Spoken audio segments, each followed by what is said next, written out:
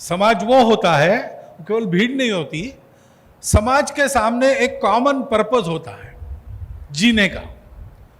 उस समाज के लोग उन बातों के लिए जीते हैं, इसलिए समाजों में अंतर होता है। भारतीय समाज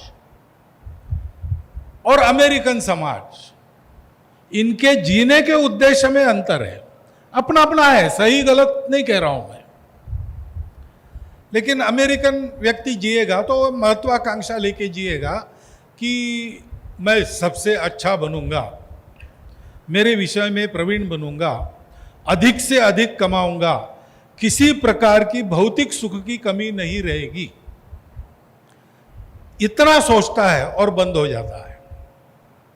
उसके आगे भी कुछ लोग सोचते हैं, लेकिन पूरे समाज में इससे आगे जाने की प्रवृत्ति नहीं है। और हमारे भारतीय समाज में भौतिक प्रगति की तो हम सब लोग सोचते हैं, हम कोई दरिद्रता के उपासक नहीं है, हम लक्ष्मी जी की पूजा करने वाले लोग हैं।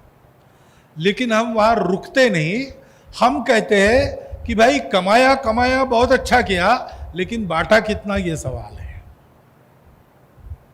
हम कमाते हैं बांटने के लिए, वहां कमाते हैं भोगने के लिए।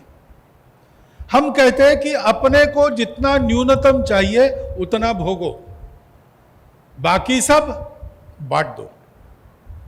यहां नागपुर में एक परिवार है, परिवार में 3 भाई है, अच्छा सधन परिवार है, अमीरों में जिनकी गिनती होती है।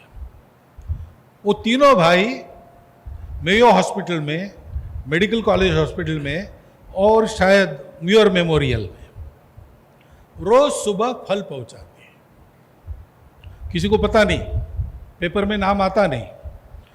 हमने जब उनको खोजा और जाके मिले, तब ये काम करते हुए उनको 18 साल हुए थे।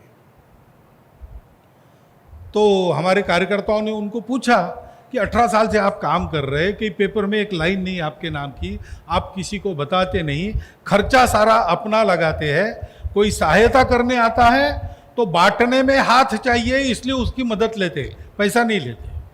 बांटने वाली मंडली में तुम आ जाओ, शामिल हो जाओ। तो ये आप क्यों कर रहे हैं, आपको क्या मिलता है इससे?